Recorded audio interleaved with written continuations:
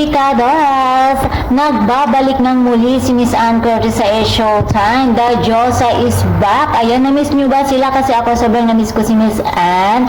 Dahil nga isa siya sa mga nagpapasaya sa non-time show. At syempre, isa rin siya sa aking iniidolo. And of course, busy lang kasi talaga si Miss Ann na napapabalita nga naiiwanan nga daw ang Showtime na ganyan. Pero syempre, madami mga projects, madami mga commitments si Miss Ann na hindi niya kayang pagsabayin. Dahil nga, meron din siyang upcoming series na It's Okay to Not Be Okay ata. Nakasama itong si Joshua Garcia and si Carlo Aquino. Kaya naman abangan natin yan. Of course, babalik at babalik pa rin si Miss Ann sa Showtime. Dahil hindi kompleto ang Showtime kung wala si Miss Ann na malapit ng celebrate nila ang 15th year anniversary. Kaya naman mga chikados, abangan natin yan.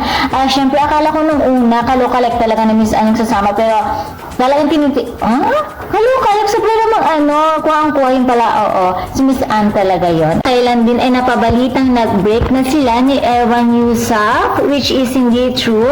Ayan, fake news lamang iyon dahil they are marked safe. Ayan, safe na safe ang kanilang relationship. Ayan, kaya naman huwag tayo maniwala sa mga fake news na yan. And, yan ang mga chikadoras. That's all for now, mga chikadoras. And for more showbiz update, please don't forget to like, share, and subscribe my channel. Thank you for watching.